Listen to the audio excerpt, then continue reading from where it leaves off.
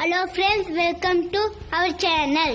Friends, மாவு இல்லாத சமயத்துல கூட நமக்கு பனியாரம் சாப்பிடணும்னு தோணுச்சுன்னா வந்துட்டு டக்குன்னு செஞ்சு முடிச்சிடலாங்க.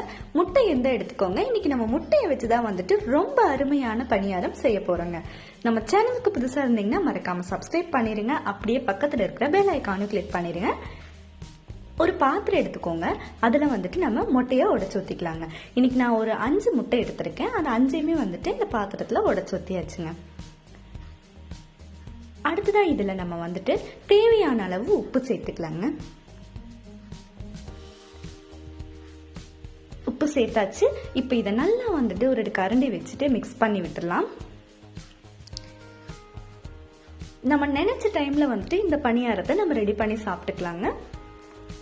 நீங்க இதை சாப்பிட்டு பார்த்துட்டீங்கன்னா அவ்வளோ ஒரு டேஸ்டா இருக்குங்க. ரொம்பவே நல்லா இருக்கும்.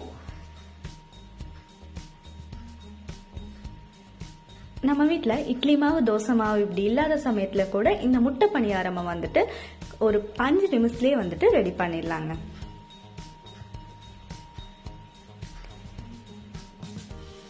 முட்டையை வந்துட்டு இப்போ நம்ம ரொம்ப நல்லா கலந்து விட்டாச்சு. அடுத்ததான் இதில் 1 ஸ்பூன் அளவுக்கு நான் குறுமிளகுத்தூள் சேர்த்துருக்குறேங்க. இது கூடவே மிளகாய்த்தூள் 1/4 ஸ்பூன் அளவுக்கு சேர்த்துக்கோங்க. கூடவே 1/4 ஸ்பூன் கரம் மசாலா சேர்த்துக்கோங்க. சேர்த்துட்டு நல்லா கலந்து விடுங்க. நம்ம காரத்துக்கு தகுந்த மாதிரி மிளகாய் தூள் சேர்த்துக்கலாங்க.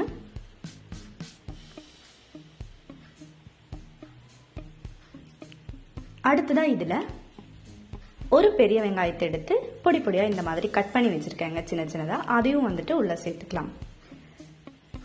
கூடவே ஒரு பச்சை மிளகாயை கட் பண்ணி உள்ள சேர்த்துக்கோங்க. அடுத்ததான் சின்னதா ஒரு கேரட் எடுத்திருக்கேன். அதை நல்லா துருவி வச்சிருக்கேங்க. அதையும் உள்ள சேர்த்துக்கலாம். கூடவே சிறிதளவு கொத்தமல்லி தலைகள் சேர்த்துட்டு நல்லா இதை மிக்ஸ் பண்ணி விட்டுலாங்க. இந்த முட்டை பணியாரம் செய்யறது ரொம்பவே ஈஸிங்க. 5 நிமிஷம் இருந்ததா டக்குன்னு செஞ்சு முடிச்சிடலாம். அதே சமயத்துல நமக்கு நல்ல ஒரு ரெசிபி சாப்பிட்ட ஃபீல் கண்டிப்பா இருக்குங்க. இந்த மாதிரி நல்லா கலந்து விட்டுக்கோங்க. இது அப்படியே இருக்கட்டுங்க. அடுத்ததா வந்துட்டு அடுப்புல வந்து பனியாரக்கல் வச்சுட்டு நல்லா காய வச்சுக்கலாம்.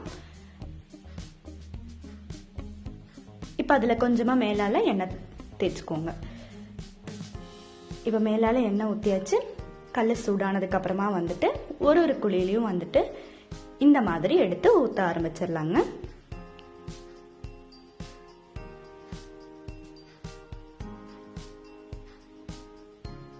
நம்ம ரெடி பண்ணி வச்சிருக்க முட்டை மிக்ஸ் எடுத்து இப்படி ஒரு குழியிலையும் வந்துட்டு ஊத்திக்கலாங்க.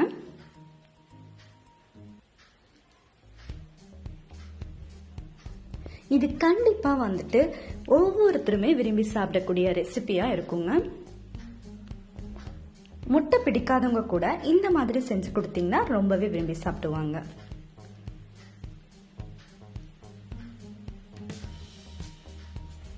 நம்ம முட்டையை வச்சு நிறைய ரெசிபி செஞ்சிருப்போம். இந்த ரெசிபியை நீங்க ட்ரை பண்ணி பாருங்க. உங்க எல்லாத்துக்குமே வந்துட்டு கண்டிப்பா பிடிச்சதா இருக்கும்.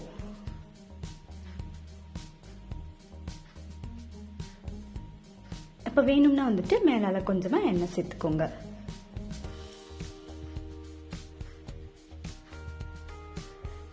ஒரு ஸ்பூன் இல்ல இந்த மாதிரி மைகோதி வச்சுட்டு நம்ம இதை சுத்தி எடுத்து விட்டுட்டு அதுக்கப்புறமா திருப்ப ஆரம்பிச்சிடலாங்க. பாருங்க, எதுவுமே ஒட்டி வராது. ரொம்ப நல்லா வந்துருச்சு. நம்ம நல்லா வெந்துருச்சு. ஒரு சைடு, இன்னொரு சைடு வந்துட்டு இந்த மாதிரி திருப்பி போட்டுடலாங்க.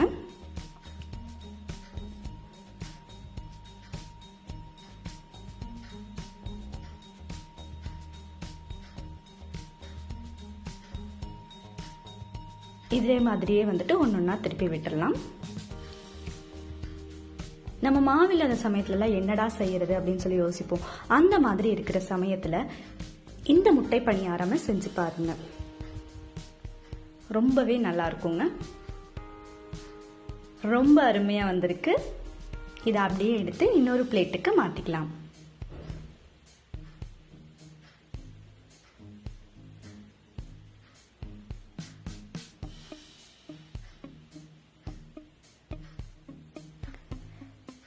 இப்ப வந்துட்டு மேலால கொஞ்சமா எண்ணெய் விட்டுருங்க.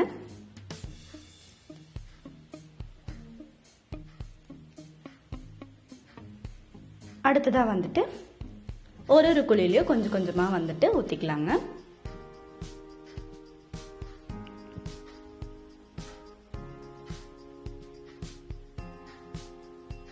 இந்த முட்டை பணியாரம் செய்யறதுக்கு ரொம்ப குறைவான டைமே தேவைப்படுங்க.